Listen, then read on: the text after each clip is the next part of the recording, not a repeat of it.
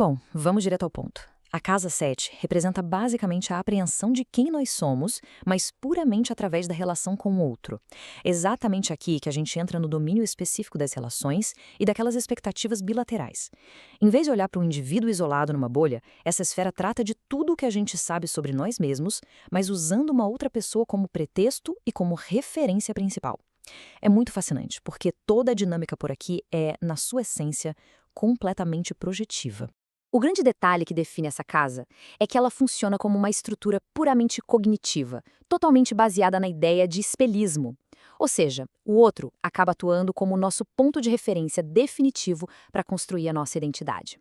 É nesse espaço que acontece aquela definição mútua dos papéis sociais, sabe? Governando toda uma constelação de direitos e deveres. A forma como a gente age já cria a expectativa de como o outro tem que responder, e vice-versa. Então, não é só uma questão de conviver, é uma necessidade muito mais profunda de entender a si próprio através desse reflexo que as respostas do outro dão pra gente. Então, vamos começar explorando o nosso primeiro par nesta análise, Sol e Saturno. É o contraste entre a adaptação imediata e a aporia do espelho. Olha só, quando a gente tem o Sol posicionado nessa esfera, a inteligência atua de um jeito muito eletivo, muito imediato. A operação de se comparar com o outro é, assim, instantânea. Para que as regras de convivência sejam intuídas ali, na hora, sem precisar carregar uma bagagem conceitual super pesada, o Sol exige uma escolha bem clara. É um simples sim ou não. A percepção pede que se tome um partido para se adequar ao ambiente, mesmo que de forma provisória e superficial, lendo a situação de um jeito rápido e super eficiente. Mas aí, no extremo oposto, a gente esbarra na complexidade de Saturno, que traz o que é chamado de aporia do espelhismo. É um conceito literal que descreve uma perplexidade até meio aterrorizante. Pensa com a gente, se o indivíduo tenta encontrar a própria identidade no reflexo dos outros, e cada pessoa enxerga esse indivíduo de uma forma completamente diferente, bate aquele sentimento avassalador de insubstancialidade, não é? A dúvida cruel que se instala é exatamente essa. Será que o ser é só um mero conjunto de imagens desconexas? Uma entidade escorregadia sem nenhuma base sólida de autoconhecimento? O que é realmente genial nessa comparação é a dinâmica de como cada um responde ao ambiente. A capacidade do Sol de se adaptar rapidinho, de forma superficial e momentânea a qualquer papel social, bate de frente com o método de Saturno. Saturno vai tentar, de um jeito rígido e frequentemente agonizante, extrair uma lei de comportamento que seja permanente, tirada de um feedback externo que é, por natureza, totalmente caótico. Ou seja, enquanto um flui pelo contraste do momento, o outro busca desesperadamente uma regra unificada onde, sinceramente, ela não existe. Seguindo em frente, vamos para o nosso segundo par, Júpiter e Marte. Aqui a gente analisa a moldagem livre, batendo de frente com a reação imediata. Logo de cara, observando Júpiter, a gente se depara com uma certeza que é, assim, inabalável. Existe uma capacidade simplesmente imponente de moldar os relacionamentos à própria vontade.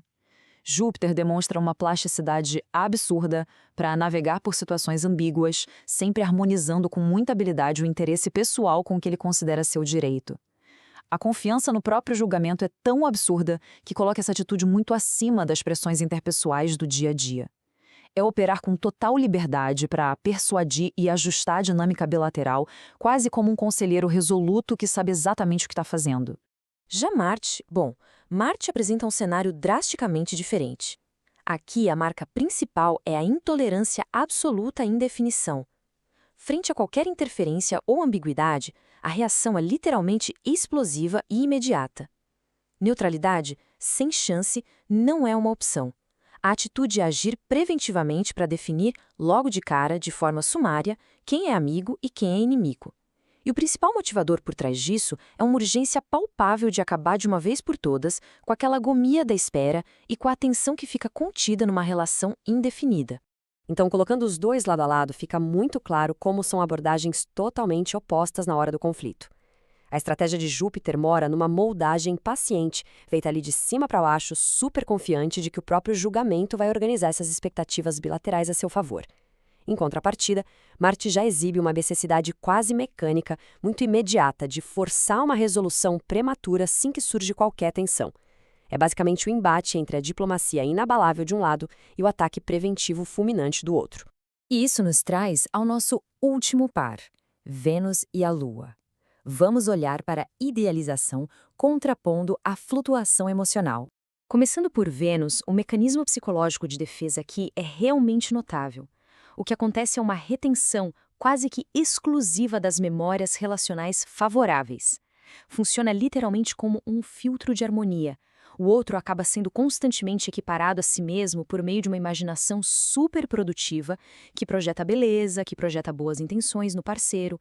É aquele processo clássico de idealizar as pessoas, imaginando que elas são muito melhores do que de fato são, e tudo isso com um único objetivo: preservar a paz e a estética interna da própria mente. Mas a gente precisa ficar de olho na grande armadilha psicológica que se esconde aí. Porque quando ocorre um estado de profunda depressão, a gente nota uma perversão completa dessa idealização. A escuridão interna passa a ser projetada implacavelmente em cima dos outros. O ambiente e os rostos alheios começam a ser percebidos como distorcidos ou deprimentes. Trata-se de uma falha projetiva pesada. O exterior é pintado negativamente só para fornecer uma justificativa que parece lógica para aquela tristeza que já está corroendo o interior. Passando agora para a Lua, o quadro muda para um entrelaçamento afetivo absoluto. A estabilidade emocional de base passa a flutuar estritamente de acordo com o humor e com as ações do parceiro. Existe uma hipersensibilidade às expectativas alheias que vem acompanhada de uma necessidade intensa e às vezes bem dolorosa de ser implicitamente adivinhado, compreendido e acolhido.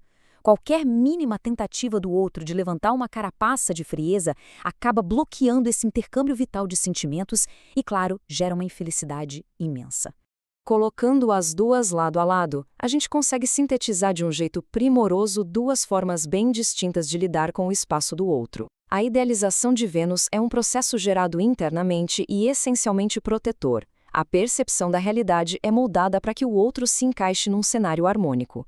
Já a Lua sofre com a perda total de limites. Ocorre uma absorção completa do espaço afetivo do parceiro, uma dependência externa e restrita, onde o estado mental flutua, inevitavelmente, à mercê das marés emocionais de terceiros.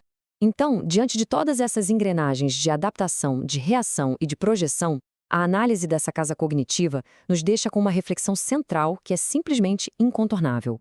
Se toda a compreensão da nossa identidade nesse âmbito relacional atua só como um pretexto e um espelho de expectativas bilaterais permeado por defesas e idealizações, qual é, de fato, a nossa verdadeira identidade no exato momento em que estamos completamente sozinhos? Pensa bem, quando não existe um parceiro, quando não há um inimigo, ou sequer uma sociedade para refletir qualquer imagem, o que sobra? Fica aqui o convite para a gente questionar esse núcleo mais isolado da nossa própria existência, indo muito além das máscaras que a convivência exige.